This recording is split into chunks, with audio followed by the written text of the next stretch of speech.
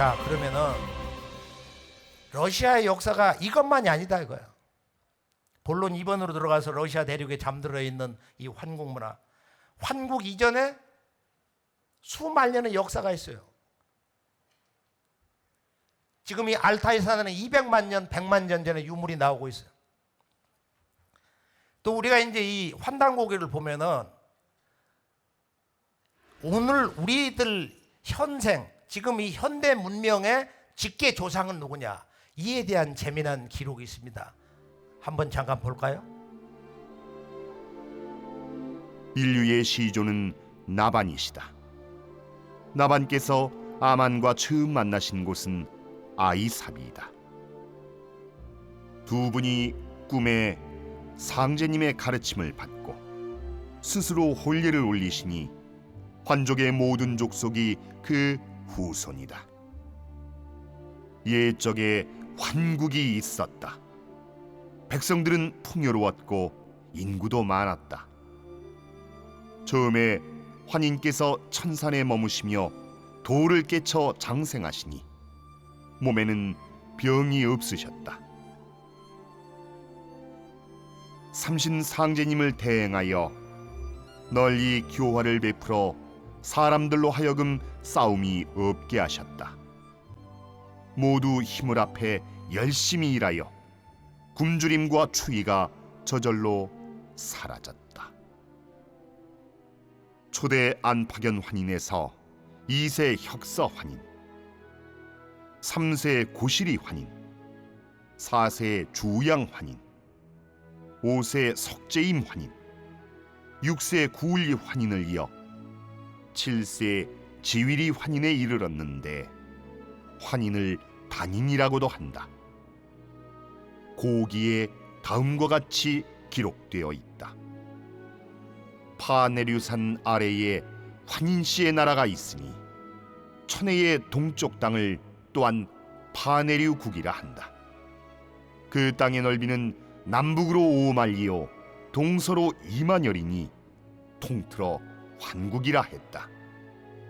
이 환국은 다시 여러 나라로 구성되었는데 그 이름은 비리국, 양운국, 구막한국, 구다천국, 일군국, 우루국, 일명 필라국, 객현한국, 구모액국, 매구여국, 일명 직구다국, 사나바국, 선패국, 일명 시위국 또는 통고사국, 수미리국으로 합하여 12국이다. 천혜는 지금의 북해이다.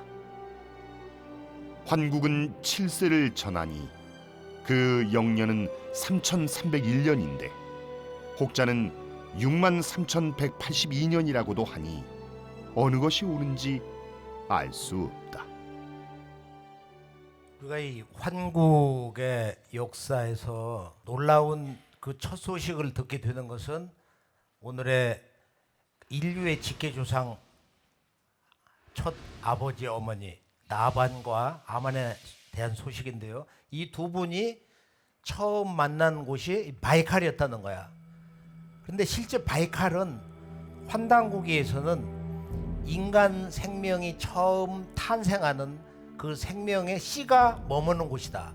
그러니까 아마 바이칼의 그 깊은 의미는 인간이 탄생을 하는 지구 어머니 자궁이 아니냐 이렇게 해석을 하고 있습니다. 자, 나반과 아만에서 보면은 지구의 언어 가운데 어머니를 가르치는 말은 대개 M이 들어가더라. 우리 한국말에 아버지, 어머니, 머니 또는 아이들이 부르는 아빠, 엄마, 엄마. 영어에서도 mother. 러시아 말도 그렇잖아. 러시아 말도 보면은.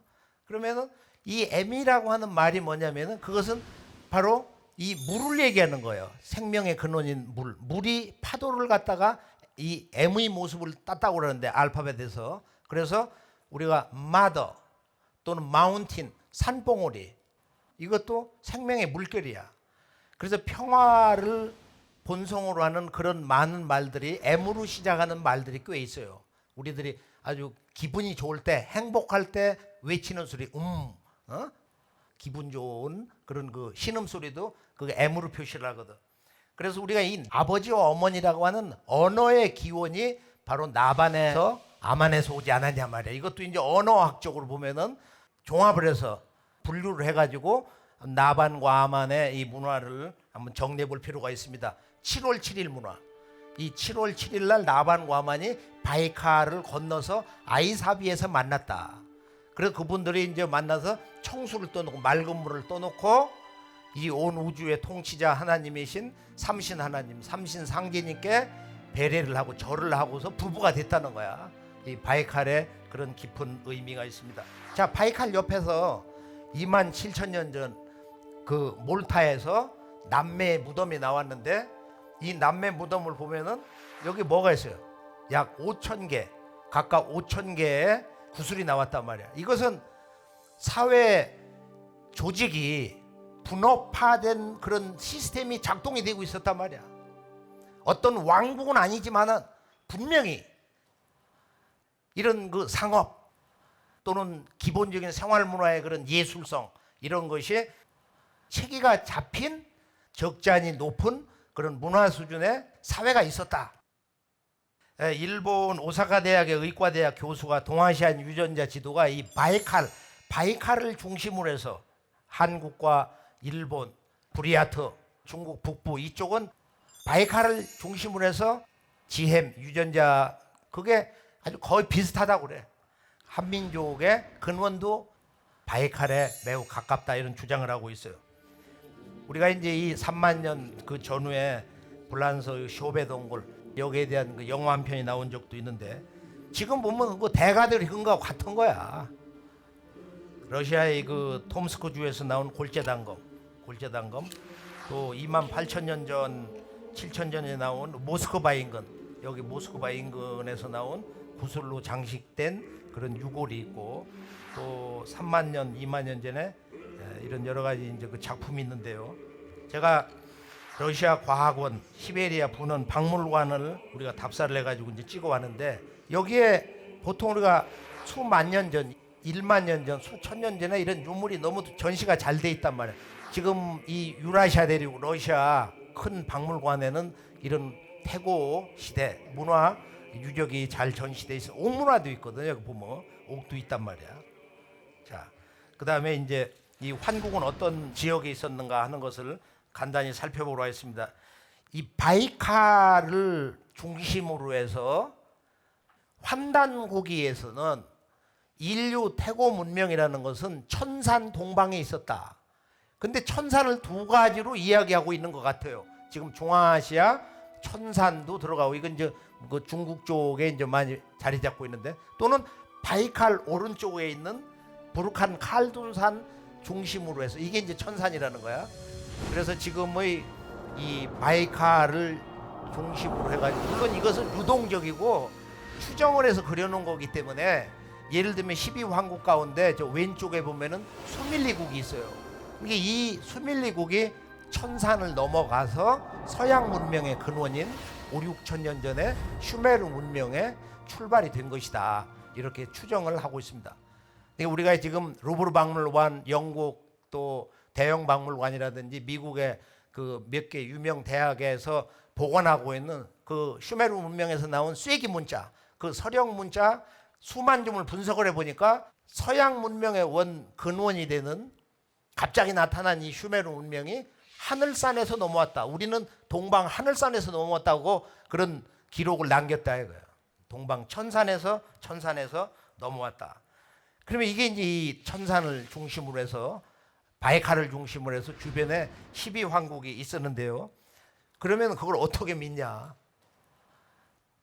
그렇게 믿을 수도 없고 안 믿을 수도 없는데 우리가 지금 환국 본기 또는 그 외 환단고기의 몇 가지 기록을 보면은 아주 재미난 내용도 있어요. 예를 들어서 뭐 직구다국이란 나라가 누구의 공격을 받아가지고 알타이산 지금 금악산으로 옮겨갔다 이런 내용이 나오거든. 정말로 아주 흥미진진한 기록이 아닐 수가 없어요. 그럼 이때 이 12환국 이것은 우리가 고대 신화라든지 뭐 예를 들면 그리스라든지 히타이트 민족이라든지 기독교 지금 구약을 보면은 구약이 뭐예요? 아브라함, 이삭 다음에 야곱에 의해서 12지파가 나오는 거야. 그래서 이 10이라고 하는 수가 바로 하늘과 땅의 그 시간의 순환, 그 순환을 상징하는 것인데, 우리가 지금 이제 어머니 그 시간의 전체 구성틀을 12시간으로 과거에 얘기했는데, 지금은 그걸 나눠서 이제 하루는 24시간으로 쓰는 거야. 그래서 11도 안 되고 13도 안 된다는 거야. 꼭 12이야 된다. 그래서 이 12환국의 내용도 매우 중요한 인류 동서고금의 그런 그 신화라든지 사유 구조에 이 12수가 있는데요. 12수. 12나라가 있었다. 환국은 12나라다 말이에요. 그러면 이 나라가 7명의 통치자 환인에 의해서 다스려졌고, 그리고 영년은 전체적으로 3301년이다. 자, 그럼 이 문화의 특성이 뭐냐? 그 특성을 한번 간단히 정리를 해볼까 합니다.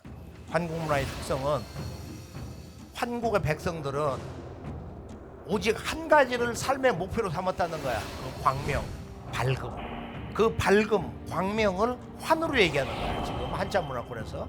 이건 우리가 이제 야 환하다. 밤에 보름달이 떠 있으면은 야 나처럼 환하다. 그리고 상대의 그 어떤 생활이 풍족해지고 모든 하는 일이 잘 돌아갈 때 아 자네 신수가 훤하구만. 그리고 지금 우리가 일상적으로 쓰고 있어요. 이 환이라는 거. 환. 밝으로 한자거든. 그러니까 나라 이름이 한 글자야. 환이야. 사람 마음도 본성이 환이야. 너의 마음도 나의 마음도 우리의 마음도 이 대자연의 생명의 본성도 우리들의 삶의 궁극의 목적도 환이라는 거야. 밝음. 우리가 이 밝음 원초적 근원적 우주 생명의 실상의 세계에 들어가지 못하는 한 우리는 영원히 삶과 죽음에서 허덕인다 이거예요. 그래서 제가 역사는 삶과 죽음이 도다. 역사는 생사의 도다. 러시아 땅에서 그 생각을 다시 한번 절감하게 되었습니다.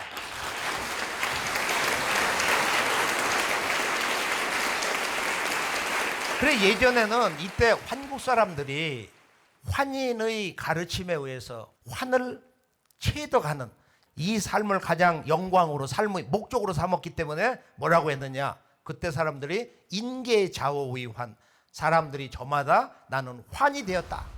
나는 밝은 사람이 되었노라. 그랬다는 거야. 이 환이 됐다. 이 밝은 우주광명을 체득한, 쉽게 말 깨달음을 얻은 사람들을 다스리는 자가 누구냐? 그 임금님이 인이라는 거야. 근데 이 인이라는 말이 천산을 타고 넘어가서 슈메르 문명의 왕을 인이라고 그래. 지금 그 당시에도 인이라고 한다 이거야. 이 언어가 환국의 통치자 환인의 인에서 나가는 것이다. 그래서 이 환국의 문명은 동서 인류의 문화의 고향으로서 이때는 황금 시절이다. 이 골든 에이지, 황금 시절인데 이때는 이렇게 하늘의 광명과 내가 하나가 돼서 하늘과 하나 된 인간의 삶을 살아서 고도의 영성 문화 시대다. 한마디로 천지 광명 문화 시대다. 이렇게 이야기를 하고 있습니다. 그 다음에 이때는 그 역사를 다스리는 바로 그 주인공이 누구냐 하면은 환인인데 그분을 암파견이로 불렀다는 거야. 암파견. 암파견이라는 건 아버지의 도를 세웠다. 하늘의 그 광명의 도를 계승을 해서 하늘의 광명의 도를 열어서 아버지의 도를 세웠다. 개천 이쁘지 명해라 그랬는데 이걸 슈메르 말로는 암파견의 안은 하늘이고 이 파라는 것은 꼭대기다. 그 다음에 견이라는 것은 켄, 태양신이다. 태양이다. 그 하늘의 태양과 같으신 우리들의 머리가 되시는 분, 암파견. 근데 이 말이 중국에 보면 요 나라의 임금님도 암파견으로 불렀다는 기록이 있어. 이게 이 기록이 있단 말이에요. 그리고 이 환국은 무병장수 시대다. 그러니까 이때 7분 환인이 3301년을 다스렸으니까 평균 470년을 통치를 했는데 그러니까 못 믿는 거야. 이건 조작된 책이라고.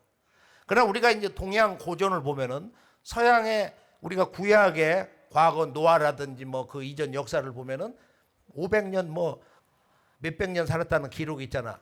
그건 황금 시절에는 수명이 몇백 살씩 살았다. 예를 들어서 지금 세계에서 가장 오래 사는 사람들이 어디 있냐? 소련 땅, 지금 그루지아, 조지아에 있어요. 그 해변가 지금 마을. 그 양반들 150살까지 살아. 그래 미국의 인도계 그 의사 디팍 차프라가 거기를 갔다 와가지고 에이지리스 바디 타임리스 마인드라고 하는 책 아마 중간 그 넘어가면은 왼쪽 페이지에 그런 내용을 재밌게 써놨는데요. 자, 이때는 이 우주 광명을 체득한 사람들의 이 환국 문화에서는 전쟁이 없었다. 평화의 시대다. 물론 지구 전역에 전쟁이 전혀 없는 건 아니지만은 환국에서 이런 광명 문화의 도를 받은 백성들 그 세계에서는 전쟁이 전혀 없었다. 그리고 지선의 이런 황금 시절의 문화, 사람들의 그 영혼 속에 있는 상처, 그런 맺힌 거, 원한을 풀어주는 것을 미덕으로 삼았다. 이런 기록이 있고요. 그 다음에 중요한 건 천재 문화. 하늘에 제를 올리는 거야. 천신 숭배 이런 숭고한 기록이 있는데요. 원본을 보면은 강거 천산하사, 천산에 머무르시면서 주제천신, 이 천신, 하늘 하나님에게 제를 올렸다. 이것을 이제 환단국에서는 이 9,000년 역사 문화의 전통 언어로 상제님이다. 천상의 하나님이다. 하나님의 본래 호칭이 뭐냐? 이렇게 물으면 우리가 가드 뭐 이것만 알지만은 천주님으로 알지만은 천신 이런 언어보다 원래 말은 천상의 하나님, 위상자 하나님 제자 상제님이다. 삼신상제님이다 말이야. 그 삼신상제님께 천제를 올린 바로 그 제천단이 3단으로 되어 있는 원형 제천단이었다. 그것이 5천여 년 전에도 바로 지금 이 러시아 땅에 있었단 말이야. 그 다음에 이때는 문화가 이제 옥문화. 제가 항상 이걸 차고 댕겨요. 이게 옥의 원색이거든. 이게 옥의 원색. 옥이라는 건 하늘의 마음, 하늘의 광명, 신의 마음, 신의 영원한 생명을 상징하는 거예요. 옥이. 용이라든지 봉황이라든지 뭐 문화의 소중한 상징성, 옥문화 도구가 나오는데요. 압록강 저 왼쪽에 수화목 뭐 그 주변에 여러 곳이 이제 있는데 이루크츠크 박물관에도 보면은 옥이 있어. 옥이 있어요. 다음에 이제 이 신교 문화, 러시아에 살아있는 환국 문화의 인류 실제 원형 문화인 신교 문화, 인류 최초의 종교, 인류의 모든 동서고금의 문화의 모체, 문화의 근원, 문화의 영원한 원상, 바로 이 신교를 이해할 수 있는, 인류 최초의 종교를 이해할 수 있는, 인류 최초의 원형 사상을 이해할 수 있는 경전이 있었다. 그게 이제 천부경인데 이것이 인류 최초의 경전이다. 여기 이제 이 천상의 진리 부호로 구성되어 있는데 그것이 어려운 게 아니고 우리 모두가 어린이도 이해할 수 있는 숫자로 되어 있는 것이다. 그 다음에 최종 결론은 뭐냐면 제가 환단국을 읽으면서 이것은 너무도 일상적인 얘기지만은 1만 년 전 지금부터 6,000년 전의 이 환국 사람들의 그 삶의 소중한 가치가 뭐냐? 그게 사자성어인데 보면은 개 처중지법이 무비유한이요 유비무한이니 말 이런 구절이 나오거든요. 바로 유비무한이라는 거야. 나 이걸 보고서 순간 깜짝 놀랐어요. 큰 기운을 받았어요. 유비무한. 우리가 준비가 돼 있으면 걱정할 게 없다. 그러니까 이 사람들이 그런 경건주의 깨어있다 이거야. 언제 어디서나 이렇게 깨어있다. 이것이 아버지 안팎의 환인의 국가 통치의 이제 이념인데 이것은 너희들은 어떤 인간이 되어라 하는 이제 중요한 인간주의의 궁극의 가치관이 나오는데 조금 잠시 후에 결론에서 살펴볼까 합니다. 자, 그 다음에 이제 이 환국이 동서로 나비의 두 날개처럼 펼쳐진 것이 바로 천산을 넘어간 수밀리국에 있었던 사람들의 수메르 문명. 거기서 이제 아브라함이 나온 거야. 아브라함이 이스라엘 땅으로 들어가는 것이 이제 기독교 구약의 이제 역사인데, 그리고 이 환웅이 환국에서 그 아버지 명을 받고 지금 백두산 태백산으로 와서 이제 거기서 신시 배달국을 열었다. 그래서 이제 환웅천왕 그분이 이제 18분이 있고 1세 환웅, 2세 환웅 쭉 해서 18분 환웅이 있었고 1565년에 배달국이 있었다. 음식을 배달한다는 배달이 아니고 밝은 땅 배달이 있었다 이거야. 그 다음에 이제 이 환국 배달을 근거로 해서 당군조선이 나온 것이지, 당군조선이 어디서 왔냐 말이야. 출처가 있어야 될 거 아니야. 출처가. 당군조선은 푸친 박사님이 얘기한 바와 같이 아시아에서 당군조선을 빼면은 실제 역사를 설명할 수 있는 부분이 많은 부분이 없어진다. 할 말이 없다 이거야. 그래서 그 당시에 당군조선은 이게 논쟁의 핵심인데, 단제 신철원 분이 중국 만주 북경 이런 쪽을 다 현지 답사를 하고 이분이 이 단군조선은 나라를 셋으로 나눠 다스렸다. 이게 북사만설이야. 대륙사만. 당군조선의 북쪽 사만이 망하고 나서 이 사람들이 내려와서 한강 이남에서 이 경주 쪽에 진한, 이게 이제 나중에 신라가 되고 가야 땅 전신이 번안이 되고 지금 백제 영산각 우위 아래 수도 서울 아래 하남 우일해성 이쪽이 전부 만이 된단 말이에요. 그 백제가 되는 거고 나중에 이 환국 이래 지구촌 보편 그 문화 표지로서 우리가 거성 문화가 있는데, 러시아에도 보면 거성 문화가 있어요. 거성 문화가 있고 러시아의 스톤헨지라고 하는 정말로 놀라운 환국의 문명의 정신을 계승했다고 볼 수밖에 없는 그 유명한 아르카임이 있다 이거예요. 남부 우랄 지방에서 초등학생 2명이 여기 뭐 이상한 게 있네 해서 그 답사팀한테 얘기를 했는데 1987년에, 그래서 이제 3600년 전에 이 지구촌 원형 문화의 양식을 보여주는 아르카임이 발굴이 되었다고 합니다. 세로 400km, 가로 150km. 그러니까 뭐 상당히 멀지요. 그 주변에 20여 개 같은 유사한 이런 신성한 건축물들이 그동안 발굴이 되었다. 물론 러시아 중심부 약간 왼쪽에 있지만은 이 아르카임 문화를 어떻게 해석할 것이냐. 이건 환단고기로서만, 환단고기의 원형 역사관, 원형 문화 정신이 아니면은 이것을 제대로 해석할 수가 없습니다. 아르카임. 러시아 황금 시절에 이런 자연관, 인간론, 신관, 그 다음에 이 문화 정신이 융합된 건축 양식, 아르카임. 이 아르카임의 실체가 뭐냐? 여기에 대한 여러 가지 이제 그 설이 분분한데, 지금 우리가 이 아르카라는 말은 하늘이다. 그 다음에 임은 땅이다. 아르카임은 하늘 땅이다.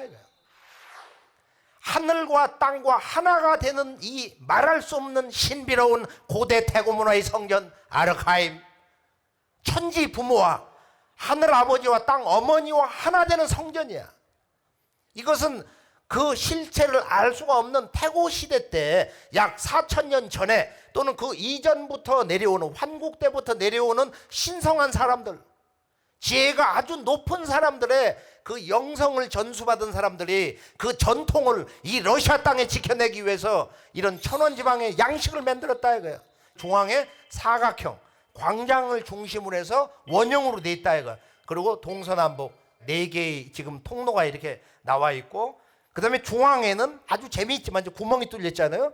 하늘과 땅, 인간이 소통하는, 한 마음으로 소통하는 그런 중심축이 있었다는 거야. 이걸 이제 우리 환단국에서 동북아 한자 문화권에서는 이것을 신단수다, 카스믹 트리, 우주의 나무, 바로 신이 내려오시는 통로다 이거야.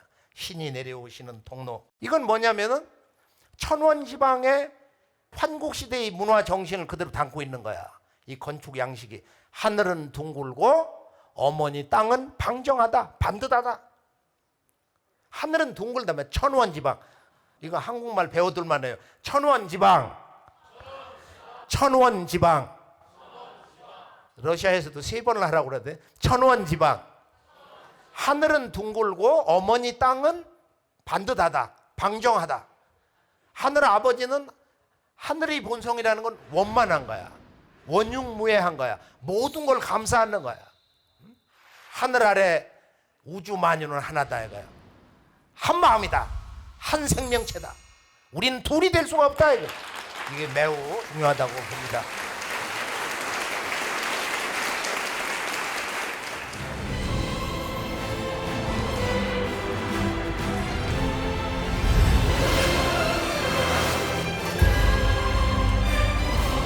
자, 그러면 이제 환국의 이 사상, 환국의 문화 사상을 얘기해야 되는데 그걸 신교라고 한다. 신교. 신교라는 건 문자 그대로 신의 가르침. 신의 가르침을 받을 수 있는 만큼의 밝은 마음을 가졌단 말이야. 자, 이것은 인류 원형문화라고 하는데요. 신교는 인류의 원형문화다. 인류의 최초의 종교다. 인류 영성문화의 근원이다. 이거야. 신교를 알 때 이 러시아 시원 문화, 이 황금 시절의 태고 문화를 제대로 바르게 해석할 수가 있습니다. 환국에서 시작된 인류의 원형 문화 신교. 자, 이에 대해서 한국에서도 번역이 한 10여 년 전에 됐는데 아리엘 골란이라는 분이 이 동서 고금의 문화 상징을 다 모아가지고 책을 냈어요. 방대한 책을 냈는데 이분이 이런 얘기를 하고 있어요. 아주 오래전에 잊혀진 종교, 그 종교는 2, 3만 년 전에 형성되기 시작해서 1만 년에서 4천 년 전 이 동남 유럽과 근동에 거주하던 신석기의 초기 농경민족들 사이에서 전성기를 누렸다. 이게 신교야. 이게 신교다 말이야. 그럼 이것을 러시아에 지금 대학자가 전 지구촌에 지금 이렇게 산재되어 있는 이 문화 상징, 그러니까 현대 고고학에서 말하면 인지 고고학의 문화 상징성을 다 모아가지고 해석을 해놓은 거야. 이건 하늘, 별, 태양, 뭐해서 이렇게 범주로 나눠놨어요. 그래서 우리가 이제 이 신교를 이분이 아주 오래전에 잊혀진 종교, 인류가 지금 잊어버리고 있지만 종교하면은 뭐 가톨릭 또는 불교 또는 유교, 도교, 이슬람교 뭐 이런 종교만 알고 있지만 이 잊혀진 종교가 있다. 기독교, 불교, 유교 이런 세 개의 종교 이전에 한 7천 년, 1만 년, 2만 년 전에 인류 문화의 원형 정신이 있다는 거야. 원형을 안다는 것은 인간의 자기 회복, 고난, 장애 이것을 극복할 수 있는 원천적인 문화 동력원이라고 정의할 수 있습니다.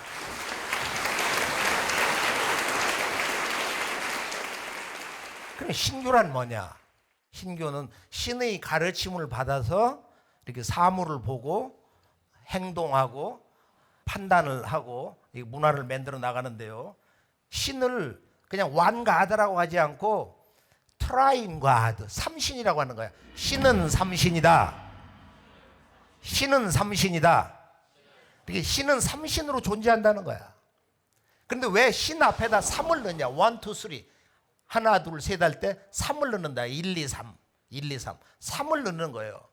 신 앞에다가 3자를 붙여서 삼신이다. 그것은 신의 본래 자기 속성이 세 가지가 있다는 거야. 신은 낳는, 만물을 낳는 그런 본성이 있어. 그리고 기르는 본성이 있어. 세 번째는 다스리는 본성이 있어. 이것을 바로 조화, 교화, 치화. 조교치. 낳고 기르고 다스리는 신의 3대 본성이 있다. 조화는 낳는 본성은 하늘에서 맡고, 기르는 본성은 어머니 땅이 맡고, 그리고 다스리는 것은 인간이 전적으로 행사하는 것이다. 신교는 보면은 이렇게 두 가지 문화 코드로 이렇게 나누는데요. 하나는 뭐냐면은 삼신이 있고 하나는 칠성 문화가 있다. 칠성. 7개 별. 북녘 하늘에 있는 빅 디퍼. 북두 칠성 문화. 이 삼신과 칠성 문화가 인류 문명을 만든 인류의 모든 종교가 탄생하는 인류의 깨달음의 문화 근원이다. 이거. 이 문제는 너무 중요하기 때문에 우리가 언제 어디서나 어떤 학문을 하든 이 인생에서 우리가 어떤 전공을 하든 이것을 잊어서는 안 되겠습니다. 자, 이걸 다시 한번 정리해 보면, 자, 삼신을 보면은 이 삼신은 무형이지만은 그 신이 자기를 이 현실 세계에 드러낸 거 뭐냐? 신의 자기 현현, 이 셀프 매니페스테이션. 신이 내가 이렇게 살아있다. 이것이 뭐냐면 하늘과 땅과 인간이라는 거야. 하늘과 땅과 인간. 자, 하늘과 땅과 인간이 살아있는 삼신의 모습이야. 살아있는 조물주의 모습이야. 따라서 인간은 하늘을 아버지로 삼고 땅을 어머니로 삼는데, 이게 이제 천지 부모 사상이에요. 동양 사상에서 가장 중대한, 동양 사상의 핵심이 되는, 동양 사상의 모든 종교와 동서 사상의 원형이 뭐냐? 하늘을 아버지, 땅을 어머니로 삼는 천지 부모 사상이다. 그러면 인간은 뭐냐? 인간에 대한 정의는 바로 천지 부모의 아들과 딸로서, 신의 아들과 딸로서 천지의 꿈과 이상을 완성하는 자다 이거야. 그리고 신의 자기 현현이, 신이 자기를 드러낸 것이 하늘과 땅과 인간이기 때문에 인간은 단순한 피조물이 결코 될 수가 없다는 거야. 이것은 신의 기본 논리다 이거야. 신의 존재의 기본 논리가 바로 하늘과 땅과 인간은 신의 자기 현현이다, 자기 존재의 표현이다 이거야. 그래서 인간은 피조물이 아닌 바로 창조주의 그 신격과 신성과 그 권위의 범주 안에서 존재하는 것이다. 이것이 될 때 진정한 인간 회복이 이루어질 수 있는 것입니다. 러시아에 살아있는 삼신과 칠성 문화를 잠깐 보면은, 제가 여기 이제 그 러시아 문화에서 보면은 재밌는 모습들이 있잖아요. 그 신이 새 얼굴로 이렇게 나타나는 모습이 있단 말이에요. 페룬도 보면은 새 얼굴로 돼 있는 거야. 물론 우리가 독일에 이제 그 유명한 그 박물관 가 보면은 세 분으로 돼 있어. 거기 보면 거기 가면 깜짝 놀라는 거야. 그거 보면은. 그런데 그 모습이 러시아도 있어. 러시아도 있어요. 그래서 삼신으로 표현된 저 페룬 신목이라든지 세르게 선왕당을 이렇게 세 번 돌면서 기도하고 세 번의 고실에 지내는 것도 있고, 그 다음에 우리가 키예프를 답사했을 때 기독교가 들어오기 전에 여기 이제 원형 신전 그 앞에 있잖아요. 바로 뒤에 있는 거야 이게. 바로 뒤. 거리로 보면은 약 10m. 그 원형 신전 뒤에 가 보면은 처음에는 가까이서 보면 잘 몰라 이게. 근데 위에는 천계, 중간 인간 세계, 아래는 이제 하계, 이제 지하계인데 제일 위에 아버지 신이 있는 거야. 하나님 아버지 신을 형상화했어요. 아래는 바로 삼신의 조화 세계를 얘기하는 삼태극으로 돼 있어. 이 기단이. 아우 깜짝 놀랄 일이더라고. 기단도 삼태극으로 돼 있고. 자, 뒷모습을 보면은 어머니 신이 있어.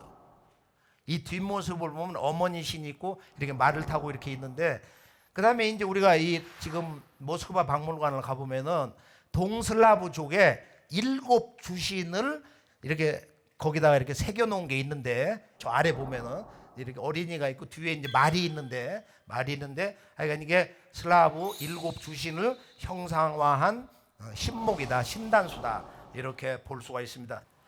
저게 대만의 고궁박물관에 있는 건데, 저것은 4,500년 전 홍산문화 바로 후기 고조선 초기인데 천재를 올릴 때 쓰던 제기인데 저걸 옥종이라고 합니다. 옥종. 저건 천원 지방이야. 사각형으로 돼 있고 중앙은 원으로 돼 있어요. 원으로 돼 있는 거거든. 그런데 저 양식이 상통되잖아. 이렇게 보면은 한쪽은 중국에서 나온 거고 한쪽은 이게 지금 슬라브 러시아의 지금 저 서부 쪽인데 이 양식이 비슷하잖아요. 자, 그러면은 이제 태고 원형 문화의 보편 상징 원십자와 원방각 문제.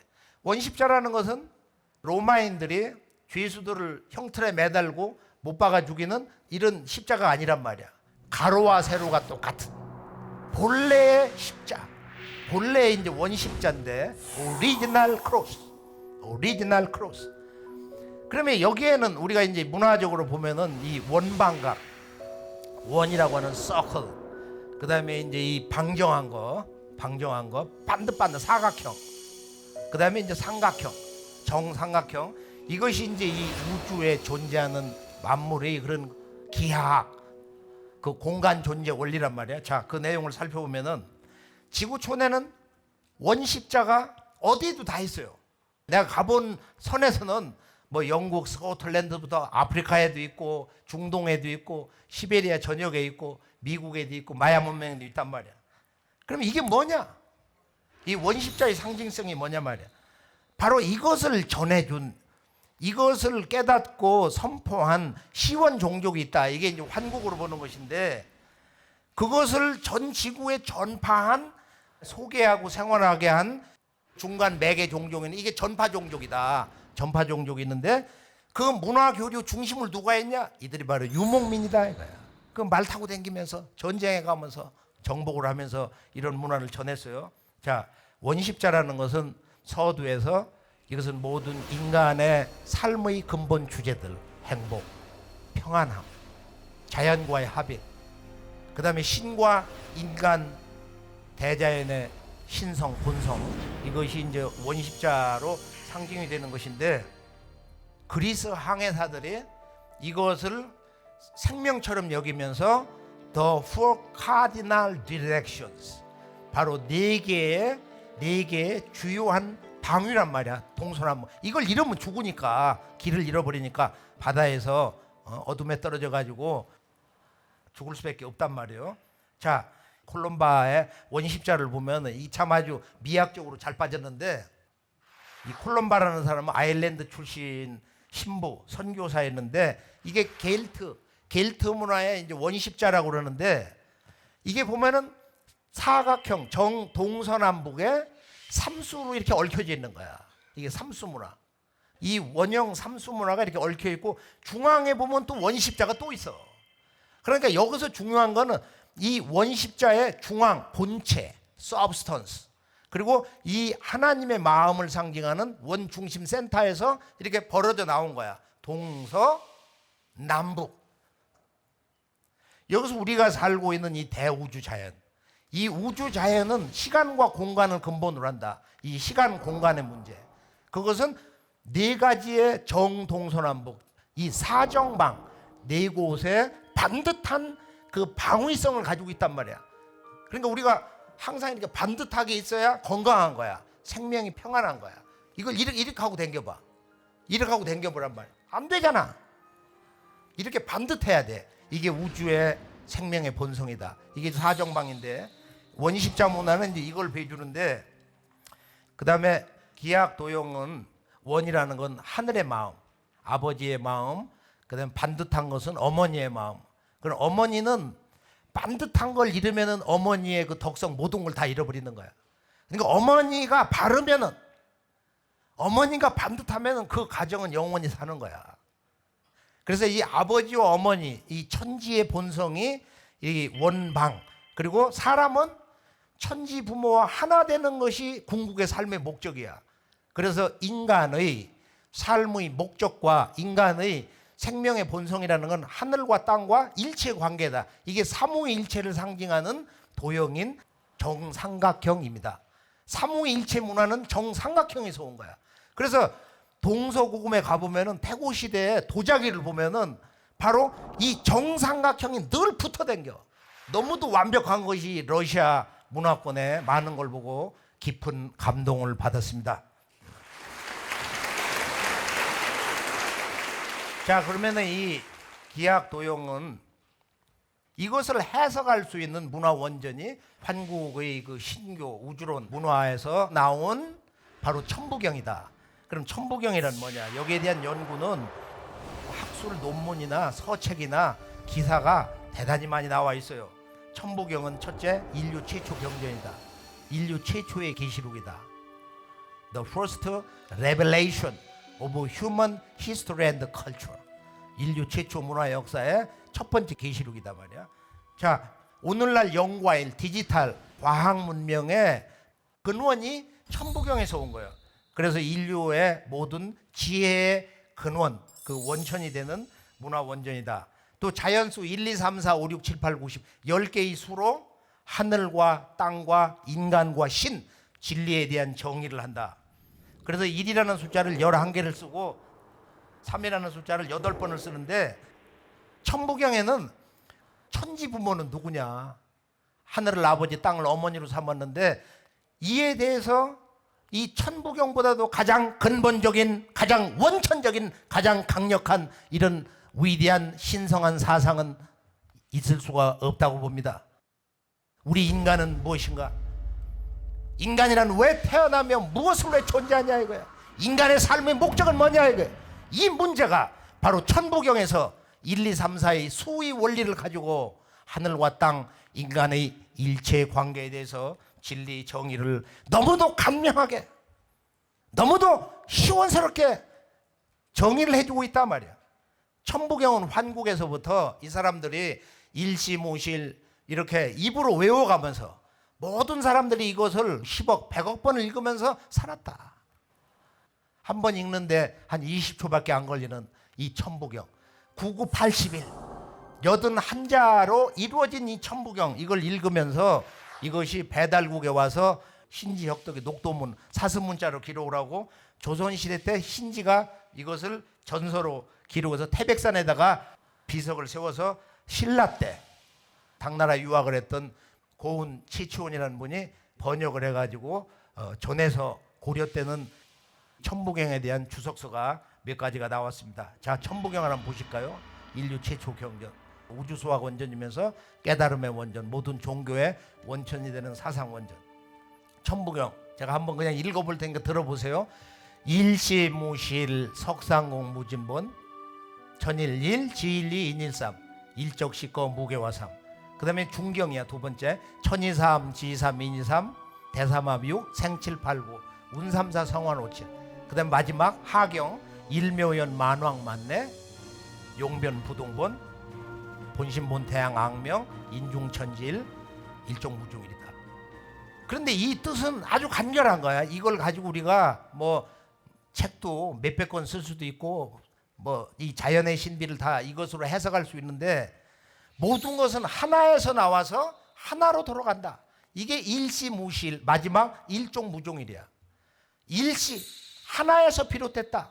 나와 너 우리가 살고 있는 대자연 우주도 전부 하나에서 나왔다는 거야. 하나에서 모든 것이 나와서 하나로 돌아간다. 그런데 이 하나는 인식이 되지 않기 때문에 이 하나가 구체적으로 현실 세계에서 드러날 때는 세 가지의 지극한 걸로 나온다. 그게 이제 석삼극인데 석삼극. 하나가 구체적으로 셋으로 세 가지 지극한 것으로 나온다. 그것이 하늘과 땅과 인간이다. 석상공 무진본. 그래서 아무리 많은 하늘의 은하계 또 아무리 많은 지구촌 생명 인간이 억조가 나오고 또 나오고 또 나오고 해도 그 근본 우주의 생명력은 다함이 없다. 고갈되는 게 아니다 이거야. 이 대우주 생명력은 늘지도 않고 줄지도 않아. 이 우주 생명의 아주 원천적인 항존성. 우주는 영원히 살아있다는 거야. 우주는 영원히 살아있다. 이게 무진본이거든. 그러니까 내가 바로 이 우주와 하나가 될 때, 하나로 돌아갈 때는 어떻게 되는 거냐? 이 우주와 영원히 하나로 살아있는 거야. 이 그런 깊은 진리에 대한 근본 깨달음이 잘 정의되어 있습니다. 그리고 이제 천일일, 지일리, 인일삼. 이제 하늘과 땅과 인간 세 가지의 가장 지극한 그 존재 실제에 대해서 정의라는 거야. 하늘도 하나님이다. 천일. 지일, 어머니 땅도 하나님이다. 그리고 인간도 바로 이 진리의 근원 일자 그 하나를 그대로 가지고 있다는 거야. 우리 몸과 마음 이 영 속에는 영혼 속에는 바로 이 천지 조물주의 생명의 그 근원 일자를 그것을 그대로 가지고 있단 말이야. 인일 그걸 다른 말로 태일이라고 합니다. 천지와 크게 하나 되어서 태어난 인간, 천지와 하나 되어서 살아야만 하는 인간의 삶. 하늘 아버지 땅 어머니 천지 부모와 그 하나 된 삶을 성취한다 하는 그런 삶의 목적 진리의 명령이 천부경에 내재되어 있는 것입니다. 상경의 마지막 메시지는 뭐냐면은 바로 이거예요. 일적시거. 이 하나라는 건 뭐냐? 바로 바이칼에 있는 지구 어머니 자궁의 성스러운 물처럼 이 지구 우주는 물에서 나왔다 이거야. 이걸 우리가 태극이라고 그러거든요. 바로 이 태극이 수로 말하면 1태극이다. 수소 하이드리전이라는 게 원자 번호가 1이잖아. 그러면은 여기서 일적이라는 것은 우주가 물에서 나와가지고 이 물이 분열을 해서 봄, 여름이 지나고 가을이 되면은 십수시대가 열린다는 거야. 우리들 모든 인간의 마음 속에서 이제는 근본을 찾아야 된다. 먹는 것만 즐기는 것만이 다가 아니다 이거야. 결국 이게 이제 우리들의 그 진리의 문제, 깨달음의 문제인데요. 일적 십거. 하나가 쌓여가지고 10으로 열린다. 10으로 커서 성숙한다. 열매를 맺는다. 이런 의미가 있습니다. 일적, 10거. 그래서 봄개벽과 가을개벽. 우주의 봄이 열리는 것이 일적, 우주의 가을이 열리는 것이 바로 10거다. 근대 역사 출발점에서 일적은 선천개벽사상, 10거는 이것은 이제 가을 우주가 열리는 바로 개벽사상, 후천개벽. 그러니까 본래의 진리의 원상, 원형 문화가 나오는 거야.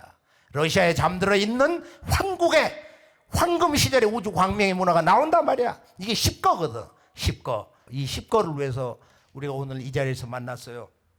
중경 가서 보면은 하늘과 땅과 인간은 음양운동을 하면서 그리고 다 함께 삼위일체로 살아있다. 천이삼, 지삼, 이삼. 그러고서 대삼합육이야.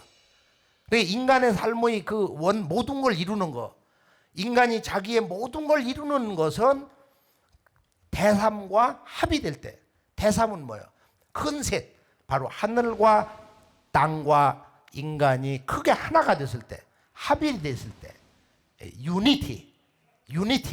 하나가 됐을 때 육이라는 건 영원한 우주의 생명수. 우리가 신약에 보면 니고데모가 묻잖아. 어떻게 하면 거듭날 수가 있겠사옵니까? 하니까 사람이 물과 성령이 아니면은 거듭날 수가 없다. 영생할 수가 없다. 그거 물이거든. 우주의 영원한 생명수다 말이야. 대삼합육. 그래서 이 육이 천부경 81자의 중심수가 되어 있습니다. 육이라고 하는 문제가 이제 근대 우리 조선의 동학혁명에서 육림소라든지 그리고 앞으로 남북 통일이라는 것은 이 육림 문화가 나와가지고 통일이 된다. 이게 이제 개벽관에 의한 이제 통일관인데요. 이것을 한번 기억을 해두시고 그 다음에 이제 한국과 러시아의 새로운 만남.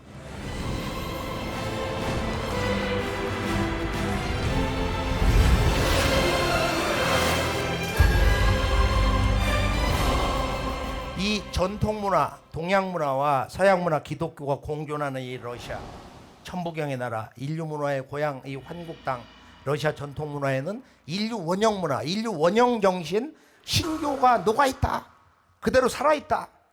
환국의 신교 문화 이 코드로 러시아의 황금 시절의 문화를 잘 모아가지고 종합을 해서 보면은 러시아의 소중한 문화유산과 지구촌에 산재되어 있는 이 우주의 원십자 원방강 문화라든지 또는 용봉 문화, 용과 봉, 드래곤, 페닉스 이런 그 문화를 우리가 제대로 해석할 수가 있다.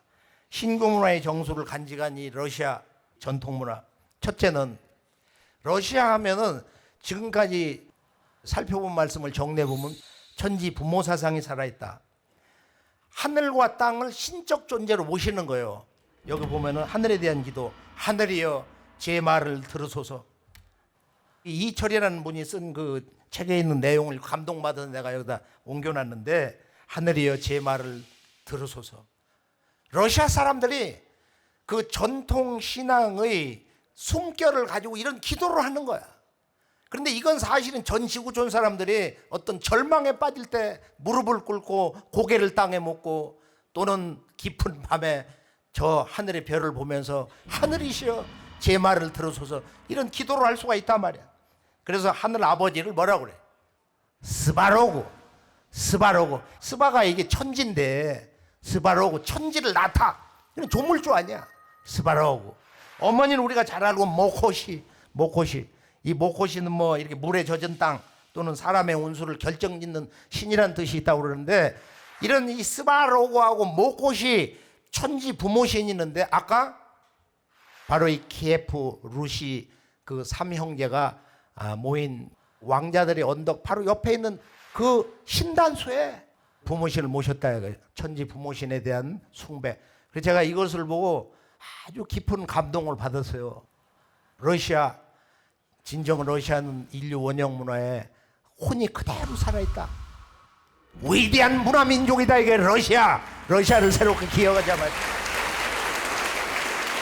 그 외에도 이제 다양한 자연신이 살아있는데 특히 신단수, 하늘의 신이 내려와서 사람과 만나는 이 우주나무, 거룩한 생명의 나무, 코스믹 트리, 홀리 트리.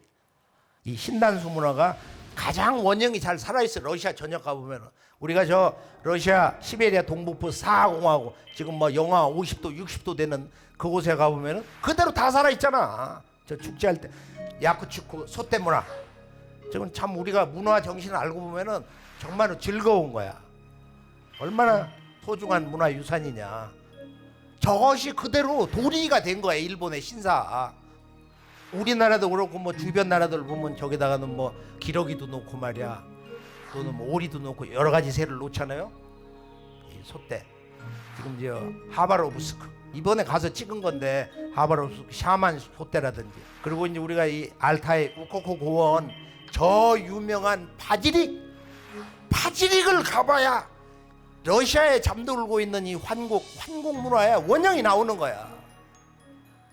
이 얼음공주 우리나라에서도 이제 일부 전시가 됐었는데, 저희가 보면 원형을 그 박물관에 그대로 갖다 놨는데 얼음공주님의 머리 위에 보면 소떼가 있는데 거기에 15마리의 금제 그리핀이 있어요. 원래 그 동방에 봉황새가 조각돼 있단 말이야.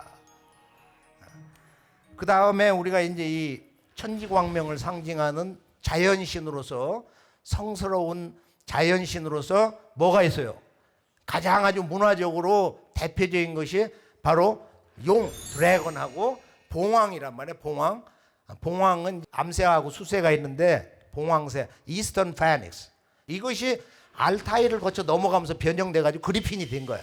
근데 여기에 대해서 이제 좀 더 놀라운 게 있어.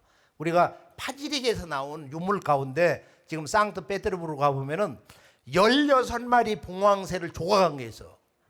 이게 파지릭에서 나온 건데 거기 관에 들어가면은 제일 오른쪽에 있는데 크기는 좀 작아요. 사실은 이걸 크게 보면은 깜짝 놀라는 거야. 이런 조각이 나오더라고. 이게 전 지구에 없어. 여기밖에 없는 거야. 중국에 가면 12마리 용을 갖다가 이렇게 연속해 놓은 건 있어요. 홍산문에 나온 거. 그러나 봉황을 16마리를 갖다 놓은 건 이건 이 지구에 여기밖에 없는 거야. 이게 환궁 문화의 정통을 계승했다고 하는 문화 양식이단 말이에요. 러시아.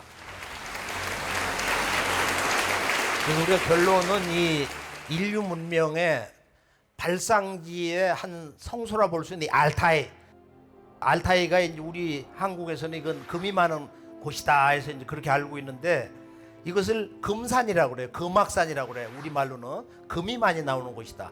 골드 마운틴 이런 뜻이지 우리 말로 하면. 환단곡에 보면은 아버지 환인이 금악산, 지금 중국 시조 반고가 오신 사무이산, 그 다음에 백두산, 지금 그걸 태백산이라고도 하는데, 이 세 개의 산을 둘러보시고서 환웅에게는 태백산으로 가라. 거기가 홍익인간 할 만하다. 또 반고는 이제 사무이산으로 이렇게 왔다고 그러고요. 그래서 이 금악산 알타이산이 100만 년 전에 이런 그 유물이 나오고 그러는 곳인데, 앞으로 이 알타이산 파지릭에서 지금 그 대형 쿠로칸, 바로 유목문화의 그 대왕의 그 무덤을 다 파다가 어디다 갖다 놨냐면 상트페테르부르크 거기 갖다 놨는데, 가보면은 높이가 뭐 상당히 이렇게 높고 그 대형 무덤 안에 있는 관목도 그대로 다 갖다 놓은 거야. 박물관 안에 보면은. 그리고 대형 카페트가 지금 이 화면 이거보다도 좀 더 클 거야. 그 왕의 무덤에서 나온 대형 카페트. 그런데 이제 거기에서 이제 가장 놀라운 게 뭐냐면은 왕이 타던 말의 눈 쪽에 환국의 우주광명 문화를 상징하는 유물이 나왔어요. 그게 뭐냐? 두 글자. 그 두 글자가 뭐냐 이거야. 바로 고곡이 있어요. 고곡이 있고 말의 가슴 쪽에도 보면 고곡이 있어.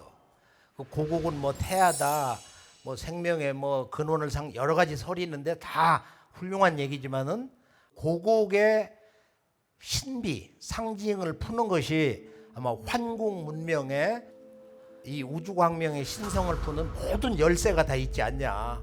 고곡의 문제. 그리고 아까의 우물정자 같은 거. 자, 정리를 해보면은 이 알타이 지역은 이 아파나시에보에서 5,000년 전에 말 제가라고 승마 증거가 나왔어. 그리고 이제 이 대형 쿠르칸 묘제가 6,000년에서 4,000년 전에 유럽으로 대량 유입이 됐다고 그러는데, 독일 출신의 슈메켈이라는 사람은 이 메소포타미아 지역으로 추정을 해요. 이건 사실 알타이 지역에서 가지 않았냐. 왜냐, 우리가 파지릭의 유물을 직접 보면은 크고 작은 쿠룩한이 있거든.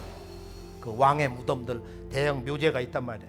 이 알타이 문화, 여기 이런 대형 크룩한이 중앙아시아도 있고, 또 러시아의 그 유명한 산의 그 위쪽 보면은 이 쿠룩한의 무덤이 이렇게 나열됐다고 그러는데, 그리고 이제 러시아 문화에 보면 이제 이 정신 문화의 궁극을 상징하는 도깨비가 있어요.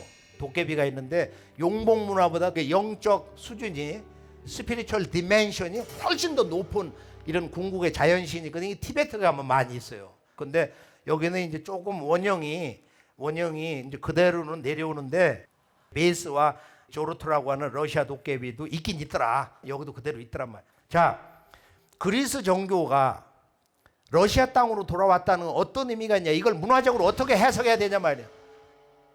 그냥 러시아 역사가 생성되는 과정에서 비잔틴에 가서 세례를 받고 그리스 정교를 받아서 러시아 정교가 됐다, 그것이 아니다 이거야. 그것은 동서양 문화의 중심, 아버지 문화권이라고 할 수 있는 지금의 환국에서 동서양으로 문화가 나비 두 날개 전 분화가 됐어. 그래서 천산을 넘어서 이 수밀리국 사람들이 슈메르 문명을 이라크 남부에 10여 개 도시 국가를 세우고, 거기서 아브라함이 아버지를 따라서 이스라엘로 들어간 거야. 그래서 기독교 문명이 나왔단 말이야. 지금 러시아의 정교가 돌아왔는데, 이 사건은 단순히 기독교를 수입한 그런 의미가 아니고 본래 여기서 나갔던 우주 원십자 문화, 이것이 친정집에 다시 돌아온 것이다. 신교의 고향 러시아로 돌아온 것이다. 그런데 여기에 흐르는 게 뭐냐? 바로 러시아 환국의 문화, 삼신 칠성 문화가 그대로 있다는 거야. 그래서 결론은 구약의 문화 주제 핵심이 뭐냐면은 아담에서부터 노아까지 10대, 7대 3대, 노아에서 아브람까지가 10대인데, 이런 삼수 칠수로 맥이 10대로 연결되면서 아브라함, 이삭, 야곱이 나와. 아브라함, 이삭, 야곱은 그 아내들 애를 못 낳아, 성녀야. 그래서 삼신을 받아가지고 아이를 낳는데, 야곱의 이제 12아들을 낳는데, 여기서 이스라엘의 그 민족 역사가 이렇게 시작이 된 것이다.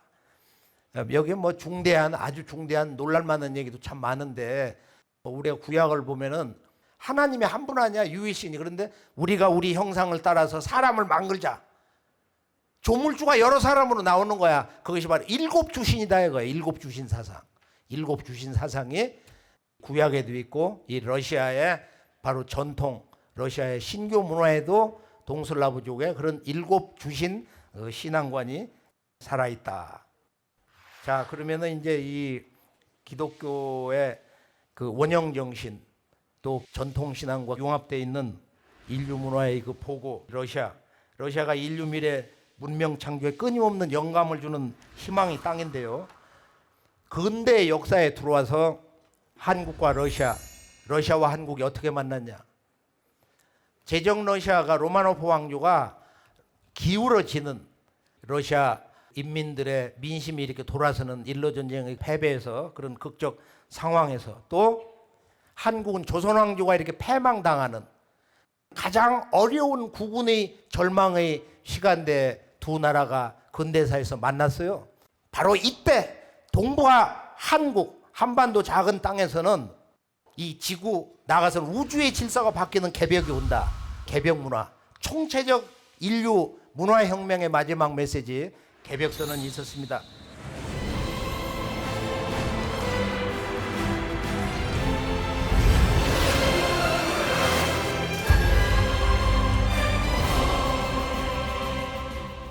신라 경주 땅 1860년 음력 4월 5일 날 최수훈이라는 분이 9000년 환국에서부터 믿어왔던 우주의 천신, 그 삼신 상제님으로부터 천명과 신교를 받는 사건이 있었는데, 그분이 그때 도통을 하고 앞으로는 천주님 시대, 아버지 시대다, 아버지 문명 시대다.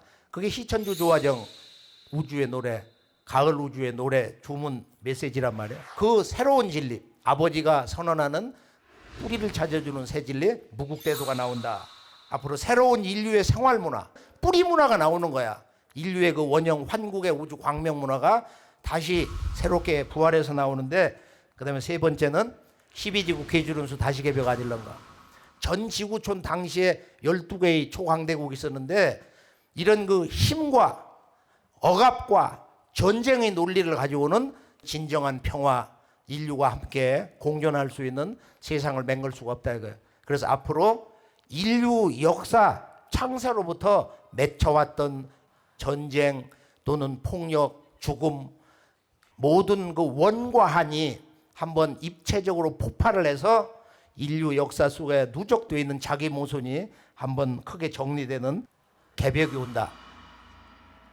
그 개벽의 실제 상황은 온갖 여러 가지 병들이 지속해서 오기 때문에 앞으로 미래 문명의 키워드, 성공의 열쇠라는 것은 이런 온갖 병난에서 내 생명을 지키는 것이다. 강건한 이 몸과 마음, 그 영혼을 체득하는 것이다 이거예요.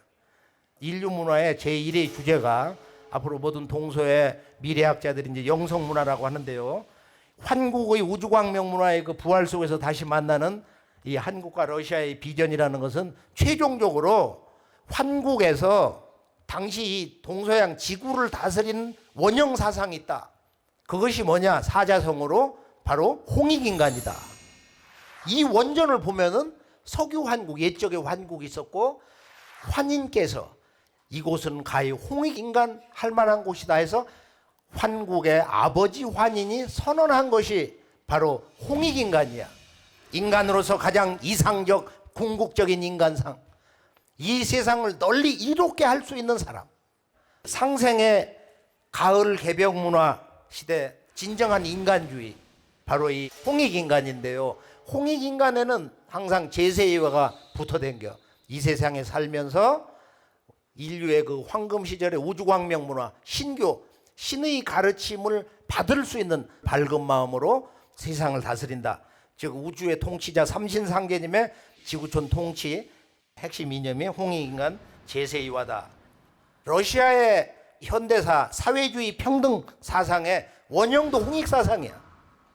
인류 사회를 이롭게 하는 이 홍익인간 제세이화 사상, 이것이 이제 근대 역사 출발점, 이 동학의 개벽 문화에서부터 이제 시작을 하는데, 실제로는 홍익인간이라는 것은 천지 부모와 한마음이 된 사람이다. 태일인간이다. 이게 이제 대안이라고 크게 밝은 사람. 그래서 이 태일인간을 태일문으로도 이렇게 써놓고 이 문화가 이렇게 내려오는데, 이 태일문화는 그 배경이 뭐냐?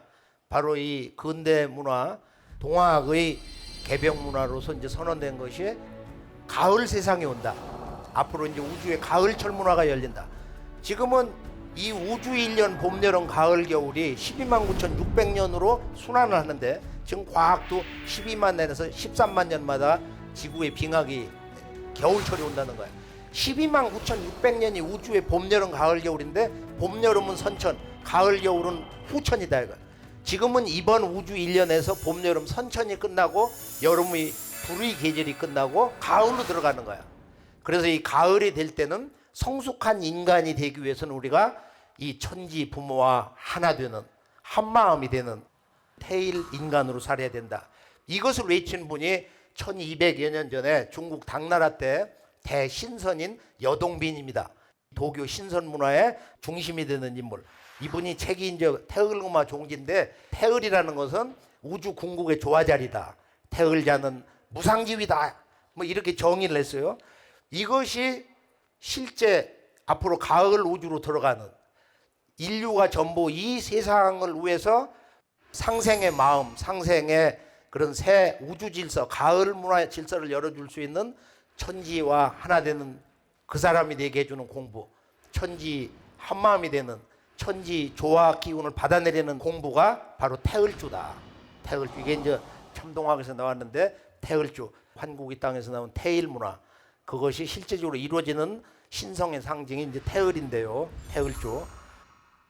그래서 이 23자, 훔치훔치 태을천 상왕군 훔리치아들의 훔리함리 사파, 이것이 바로 우주 원십자, 그걸 수로 얘기하면 태일이고, 때로는 그가 우물정자로도 얘기하는데요. 우물정자에게는 제가 여기서 뭐 실제 한마디도 못하고, 다만 베테레스부르크하고 키예프를 답사를 해보니까 거기 아까 그 우물정자를 봤잖아요. 그게 환단곡이 보면은 삼성기 첫 페이지 나와. 환국에서 온 환웅이 제일 먼저 한 게 뭐냐면은 백두산 근교에 있는 천평에다 넓은 들에다가 자정과 여정이라고 하는 우물을 팠다는 거야. 그 자정과 여정을 어떻게 해석할 거냐 말이야. 그게 무슨 단순한 우물이냐. 이것이 바로 이 천지 부모와 한 마음이 되는 그런 새로운 생명으로 거듭나는 생명의 셈인데, 그건 하나 이제 국가를 상징하기도 하고 초기의 원형 문화의 사회 집단, 그런 그 영성 문화, 지혜로운 사람들의 삶을 상징하기도 합니다. 결론은 우리가 21세기 한국과 러시아가 영원한 동반자, 그 동반자가 되는 그 길이 한국과 러시아는 같은 뿌리에서 나왔다. 환국에서 나왔다. 환국은 우리 한국인의 고향이며 중국인의 고향이며 이 유럽의 모든 나라의 문화의 고향이며 나아가서는 아프리카, 지구의 동서남북 모든 문명 또는 세계 시민의 영원한 문화의 고향이 러시아, 지금 이 환국의 땅이다. 한국은 환국의 그 역사를 기록해 가지고 있는 이런 자랑스러운 나라예요. 호주에 있는 한 영성 작가가 이런 얘기를 했습니다. 서양의 문화는 반드시 동양의 지혜와 연합되어야만 한다. 만약 이것이 이루어진다면 옛적의 그 조화로움은 회복될 것이다. 환국 문화의 그 영광의 시절, 황금 시절의 우주광명 문화, 천지 부모 신교 문화의 대도 정신을 회복하자.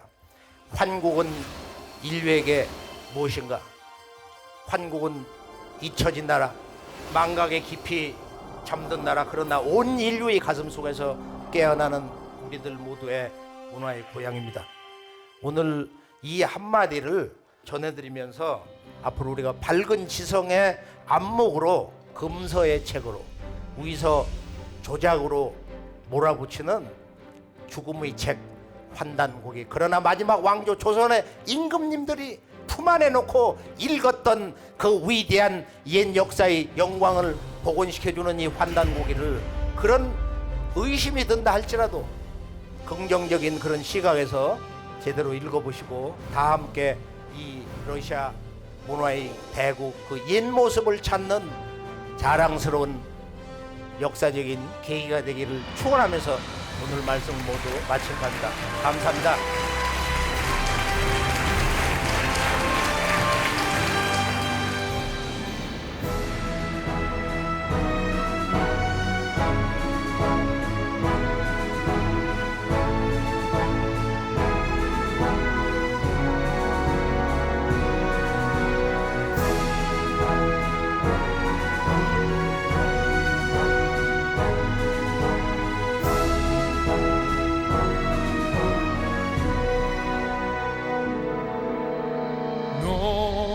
Non riesco a immaginar come potrei mai stare senza te.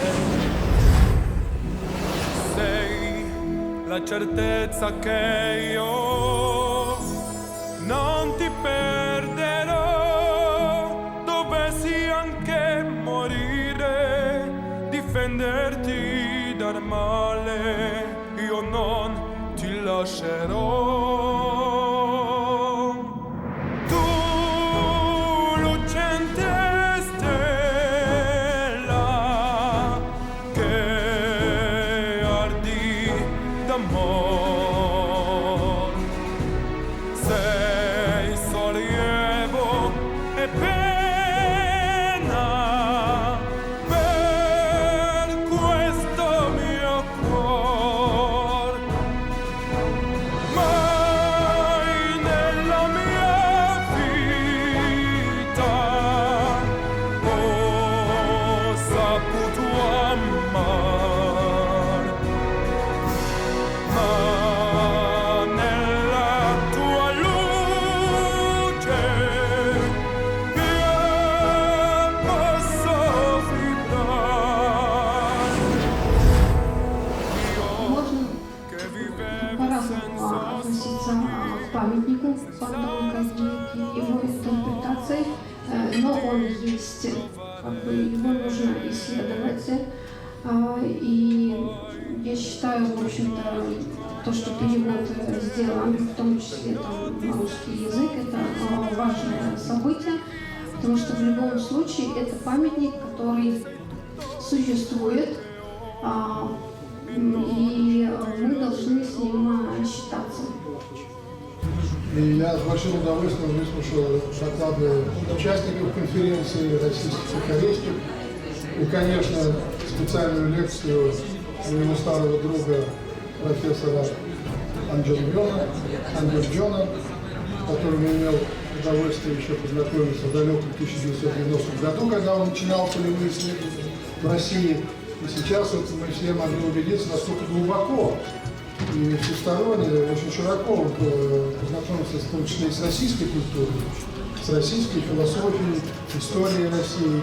И так вот широко и свободно оперировал многими понятиями, включая и нашу отечественную историю. Потом скорее у нас как бы давние дружбы и отношения, поскольку территории рядом, я занимаюсь Дальним Востоком, дальневосточными культурами. Скорее это прямо связано и, в общем, конечно, общение очень полезное, интересное. Вторая часть была интересна вот с точки зрения восточной философии и определенных футурологических прогнозов, можно сказать, этой школы. Вот. И вообще российскому человеку интересно познакомиться вот с именно малоизвестной книгой 반단국이. 냉전 이후에 약 한 60년 이상 한국이 분단돼 있고 하다 보니까 러시아에 대해서 많이들 한국 사람들이 좀 멀리 있는 국가다라고 생각하는데, 저는 가장 아쉬운 게 우리는 러시아는 우리 나라하고 땅이 붙어 있는 나라다. 땅이 붙어 있는 나라고, 러시아가 가지고 있는 극동의 지역들은 우리 역사의 오랜 활동 무대였다. 그래서 그 부분 잊지 마시고 러시아에 대한 관심을 많이 가져주시기를 부탁드리겠습니다.